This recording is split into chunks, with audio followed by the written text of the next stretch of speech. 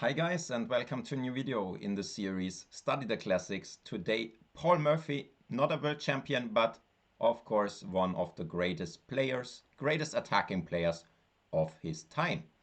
So in this game he was playing the black pieces against Paulsen with white, and after the opening white was still fine, but not solving the problems in a proper way at this position.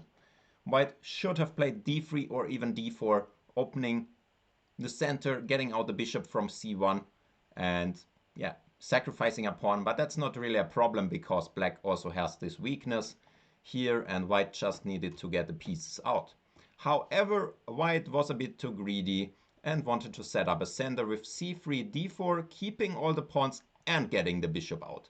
But this has a major problem, and it's very instructive to see how black punished him for that. If you want to challenge yourself, you can pause the video here and think about how would you continue with black.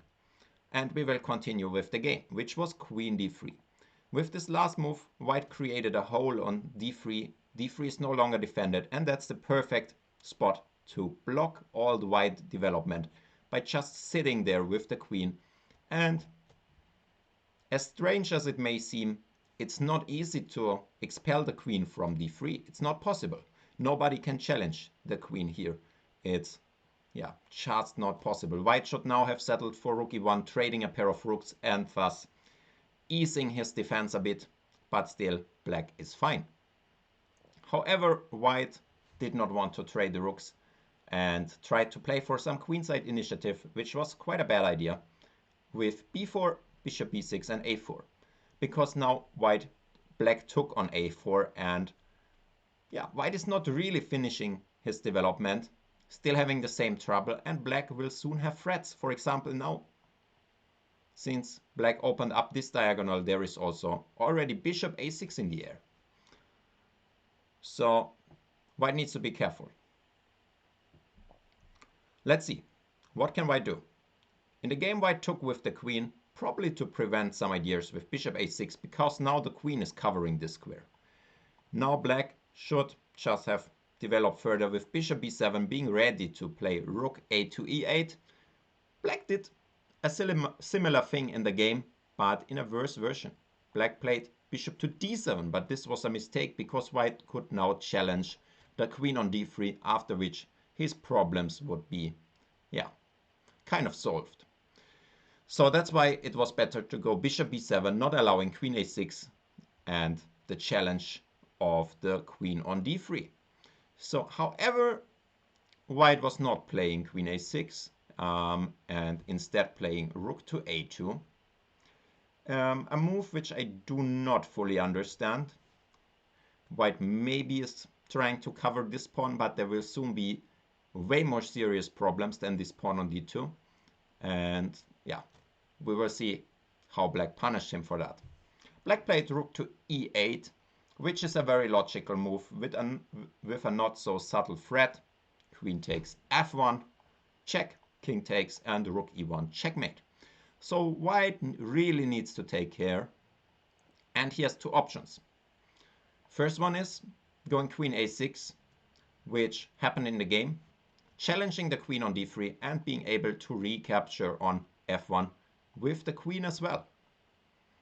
Or queen d1, which we will also check here. But queen d1 has a problem. It's not really challenging the queen, and black can slowly but surely improve his position, bring in all the pieces. And the way to bring in all the pieces is usually solved by asking which piece is the worst one. And of course, it's the bishop on d7. It's not yet joining the attack. All the others are already in.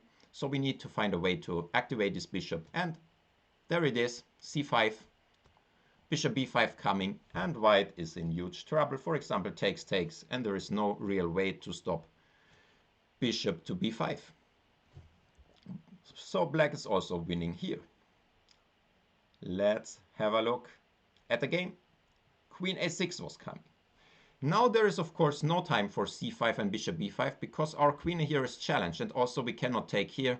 We cannot play any moves here on the back rank, but there is another sacrifice, which I'm pretty sure Murphy had foreseen quite a while ago. And we want to find this together, and we should examine all the checks and captures. So let's figure out some ideas which we could have. So the first idea I would have is like I could take, and then maybe play c5, exploiting that both rooks are on this diagonal. This might be interesting, but probably white is just in time to recapture, to capture. Still our bishop is hanging. Maybe he would sacrifice the exchange in case of bishop b5, and once we take, he trades the rook off. So this is getting messy, and here I'm not so sure. For example, takes, and this pawn will take further, and it's very unclear. Maybe white is even better here. So, okay, I would go over this idea and see, do I have any other captures than queen to a6? Okay, queen f1 we already checked. We said rook is coming there. We said queen takes on f1, and then there is nothing. But we have another capture, which seems a bit ridiculous at first, but we should check it because it's a capture and it's opening the king. And this is queen f3. And that's actually what he played. Let's have a look. Takes. White is absolutely forced to take because otherwise we just piece up and we can continue the attack. So no discussion for that. Also, now the threat would be queen f2, rook f. No, not really. Yeah, but white needs to take anyway. And now we need to see, is this leading to something or is this just a single check? And once you're playing an attack, you should always try to be forcing, bring in forcing moves to continue the attack. And we don't have so many here. For example, bishop f2 is not really a forcing move because even if it would be our turn twice, I don't see the threat or our follow-up. So we need to be more forcing, and the forcing way is, we can attack the rook, but we also threaten to give a check, force the king here, and then play bishop to f3, checkmate. So that's looking pretty interesting. So white cannot defend by doing something like queen to here, because we would at least be able to check. And yeah, that's actually a question. How do we win here? We can check him. But now it's not so easy because the queen could take here and white is still material up. Still, I think it's not the end of the world for black, but there should be something better. And of course there is something, which is f5. The threats are still the same. The queen can no longer take the rook, and we still threaten check and checkmate. So this move doesn't really work, and the only other thing I could think of is either moving the rook here, defending g2, or moving the rook away so that the king might run away. Let's check both, but this one is pretty simple. Once you do your tactics, you will see, okay, this is just made by force. There's a check, white needs to take. There's another check, white needs to go there, and another check, and it's mate. Also, it's not the only way to win. Also, this is just leading to checkmate. So rook g1 is lost, and let's have a look at rook d1. We give a check, he goes there. Now we have the perpetual in the pocket.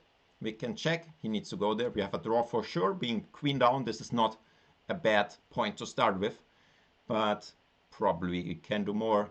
And the way to do more is check, king needs to go to f1, and now rook to g2. We have a lot of threats. We threaten to take here, we threaten to take here and checkmate. And black should be absolutely winning here. If white wants to defend, for example d4, then we are in time to take here. Nothing really can be done against this checkmate. If he takes this bishop, then we could also just take here, ignoring the queen, because nothing can be done against a checkmate. No checks, no captures, no in-between moves, it's still mate, so nothing to worry about. What white could try is queen d3, but this leaves the f2 pawn unprotected, and black would win here with check. Another double check. Bishop is joining as well. And now if the king goes to the corner, we have a very beautiful double check and mate. Rook is defended. Rook cannot take because the king is also in check by the bishop. So double check. White always would need to move the king himself, but that's not possible, of course. And also if the king goes here now, then we have a checkmate. The bishops and the rook, they work very well together.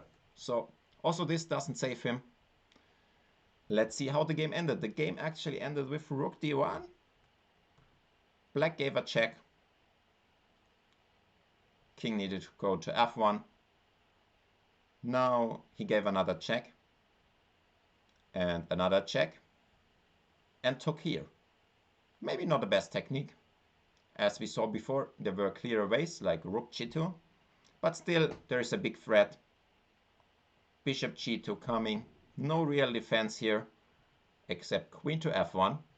But now he took and played rook to e2, which still looks like a huge attack. The d2 pawn is pinned, so this rook is not getting into the game anytime soon. Also, I could imagine that there is something like bishop will go back at some point and black will bring the rooks on the second rank. And he did it in another way. d4, bishop e3. Now white cannot take on e3 because he would be mated in 2 moves, and thus he resigned. He cannot guard the h2 pawn, and this would lead to checkmate. So that's it. Quite a nice attacking game, all starting with the blockade of the white queen side, which was never really getting into play. And then finally, black had all the forces in the play and could open the white king. So I hope you enjoyed this one. If so, please like and subscribe, and I hope to see you in the next one. Goodbye.